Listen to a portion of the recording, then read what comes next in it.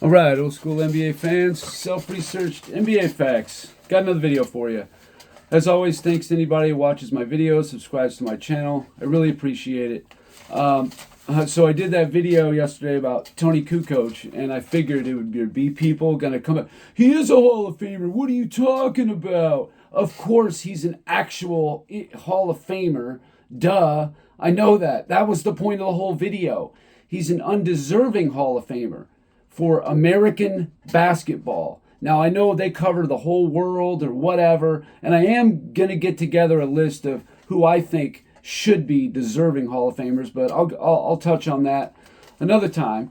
But, people coming on here saying these things, it's exactly what I'm talking about.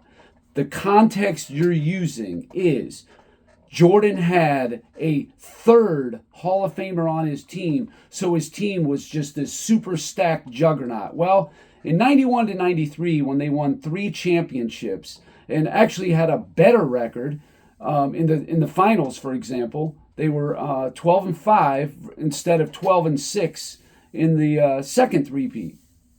And they didn't have as good a team, no doubt about it. But between him and Pippen and Horace Grant, that was like the core. And the rest of the guys, serviceable role players. That's what they were. Anybody who thinks otherwise, like, oh, B.J. Armstrong was an all-star. Yeah, he was in 94. And not in 91 through 93. He wasn't that player. Horace Grant made one all-defense when playing with Jordan. The rest of them were after he was playing with Jordan. His all-star was after when he was playing with Jordan. So at the time, like, for example, John Paxson, he was a starter in 1991 and 1992. By 93, he was backing up B.J. Armstrong. Yes, he did hit the big shot in the 93 finals to win it. Absolutely. And I got nothing but love for John Paxson. He had big moments. In the 91 finals, he came up big in a couple of those games. But the guy was, averaging 9-10 points a game. I mean, he was what he was.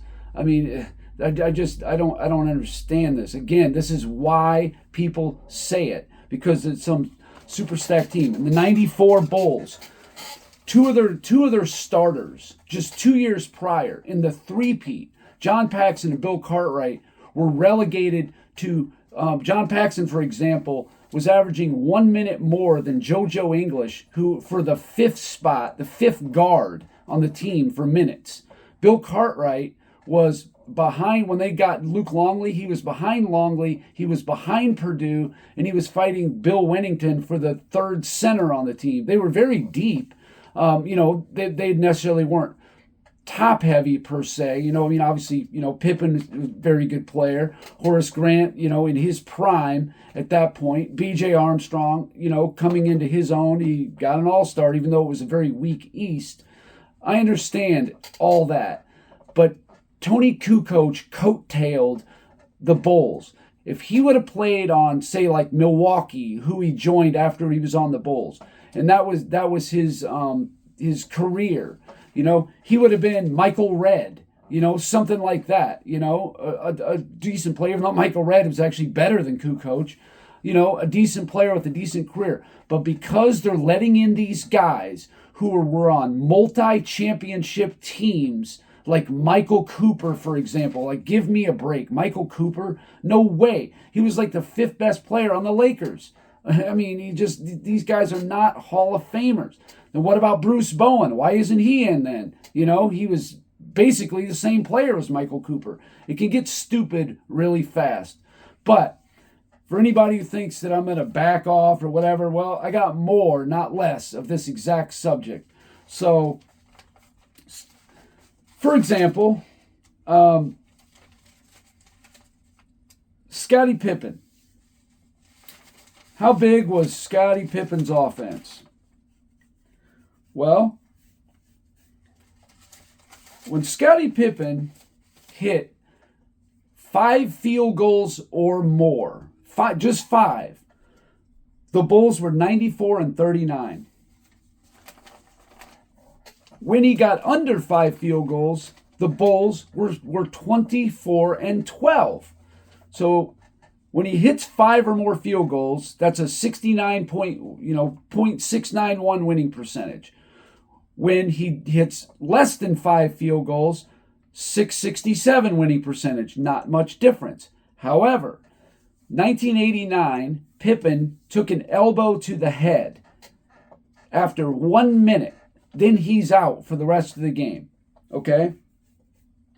So you got to take that one into consideration. And also the migraine game. Both those games. If you take those 2 games out, okay, well then they are 24-10. Let's just say we remove those games because of circumstances. I'm not doing that. I'm just saying if we did. The real number is they were 24-12 when Pippen got under 5 field goals. So that's how vital Pippen was. His defense was absolutely, and his facilitating and filling in for Jordan. I'm never going to say Pippen was not on. Of course he was, and Jordan knew that. But his offense, it could have been anybody else, pretty much. If they would have had Clyde Drexler, Dominique Wilkins, Grant Hill, Penny Hardaway, any Chris Mullen, any one of those guys would have sufficed, at least on the offensive end. We're never going to know this, but if you take out those 2 games, the migraine game and the elbow to the forehead game, that was been the 89 Game 6 Eastern Conference Finals and the 1990 Eastern Conference Finals Game 7 migraine. If you take those 2 out, the Bulls were 24-10 when Pippen got under 5 field goals. That's a winning percentage of 694. That would be right in line when he hit 5 or more. So it's almost as if it didn't matter what Pippen did offensively. So it's amazing to me that everybody just wants to keep propping this guy up. I mean, it's crazy to me. It really is. All right. So what about Michael Jordan? Now, obviously, he took a lot more shots. So he was going to be responsible a lot more for the Bulls' success. Well, when Jordan hit 10 field goals or more, the Bulls were 94-39. Actually, that's the exact same record, ironically, as when Pippen hit 5 field goals or more, 94-39. But here's the flip side of it. When Jordan hit under 10 field goals, even like 9 or less, they were 25-22. So that's a winning percentage of 53.1. And about 8 or 9 of these games happened in the second three-peat. So, when defenses were a little tighter, that kind of thing. But either way, the Bulls were 25-22 when Jordan made under 10 field goals. But when he made 10 or more, they're 94-39. So that's a 69.1% of the time they're winning when he hits 10 or more. When he's not, it drops down to 53.1. That's a big difference right there. A big difference. So, again, I mean, that's a difference of 16%. So that's about 1 every 6 games, basically, which is a lot. And for Pippen, it was only 2.4% difference. But like I said, 2 of those games, one of them he was physically there, I guess you could say, the migraine game. But he was 1 for 10 shooting the ball. He said he was seeing double, blah, blah, blah. He was just ineffective altogether. And another game was when he took that elbow to the head. He was about 1 minute in. He had that big knot on his forehead. If you take those 2 games out, which is like, come on, Pippen basically wasn't even there, really. But if you did, then you're looking at a 24-10 record, which is 694 versus 691. So the moral to the story is the Bulls were basically as successful no matter what Pippen did offensively. Whether he made 12 field goals, 3 field goals, 16 field goals, or 8 field goals. It's going to be about the same result. So it was Jordan's that made the big difference. Obviously, when he wasn't scoring baskets, they're going to lose, most of those games. In fact, they're barely over 500 when he got under that. And a lot of those was in the second three-peat and that kind of thing.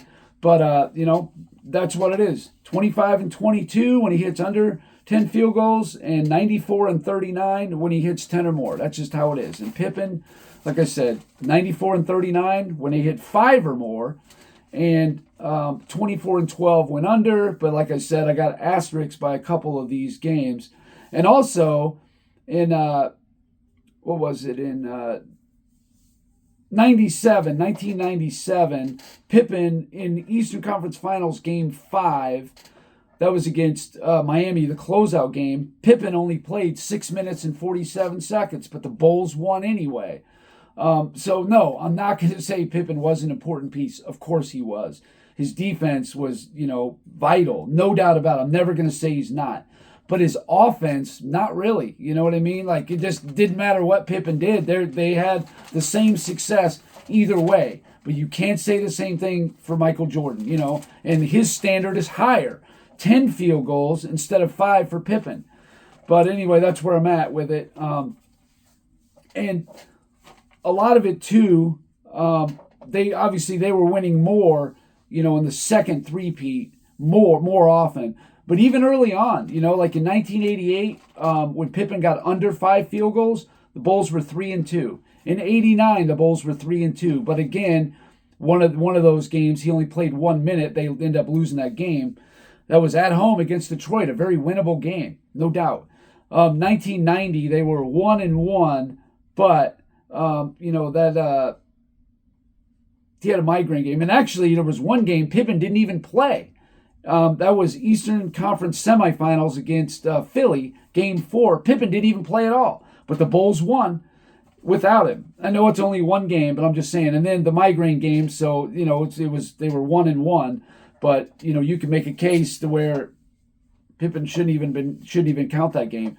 In 91, he always hit 5 field goals in every playoff game, so that's good. In 92, the Bulls were 3-2 when he got under 5 field goals. In 93, they were 3-0 when Pippen got under. In 95, they were 1-2. In 96, they were 4-1. And 97, 3-0, and then 98, 3-2. So again, 24-12 total record when Scottie Pippen does not hit 5 field goals, and they're 94-39 when he does. And like I said, if you take the asterisk out of those couple games, it's pretty much the same thing. It didn't matter what he did. So again, Scottie Pippen was a vital player. He was a good facilitator. He was a stat sheet filler in the true sense of the word. Not the LeBron type, where he's just basically getting assists and rebounds and points and all that. No, he was getting blocks. He was getting steals. Led the league in steals one time. No doubt about it. He was always getting in those passing lanes with those long arms and everything. He was good on the fast break. Absolutely. Pippen was a very good player. He gets the recognition he deserves. It's correct. He's not getting more and he's not getting less. Okay, I'm never going to sit here and say Pippen wasn't a great player. He was. But he's a top 75 player, even a top 50. When the top 50 came out, that's perfect. But to say he's like a top 10 or 15 or something like that, come on. I heard Phil Jackson in The Last Dance say that he was the second best player in the league. Now, I know he's a homer and he loves Scotty, all that, but come on. There was no time Pippen was even a top 5 player in the league. I mean, let's be real. Was he ever better than Robinson, Olajuwon, Malone, Jordan, Shaq, Ewing? Come on. And before that, you had Bird and Magic. I mean, no, Barkley. No, he was not better than those players. But he got what he gets exactly the accolades he should get. He's a top 75 player, which is correct. No more, no less. I personally would probably have him somewhere in the, I don't know, maybe high 30s, low 40s range. Something like that. Probably right around number 40, let's just call it. Which that's good, there's nothing wrong with that. But to think that he's like, a top 20 player or something like that, come on, man. There's just too many other players that were just better than Pippen, So anyway, that's all I got for this video. Again, it's just, I don't know what it is, but every time somebody, I get this, resistance. I get these people come at me in the comments. It just makes me want to do more. You know what I'm saying? So anyway, that's all I got. To you guys who watch basically all my videos, man, thanks a lot. I really appreciate it. You guys are great. You're terrific. I make these videos for you guys. Anyway, so that's all I got. If you like the video, please do. If you think that what I'm saying is nonsense, put it in the comments. Let's hear the rebuttal. But don't just say, oh, you're wrong, you're out of your mind. Say why. Give me something concrete as to why. Just get too much of this vague crap. But anyway, that's all I got. I appreciate it. If you liked it, please hit the like button. If you haven't subscribed already, please do. And until next time.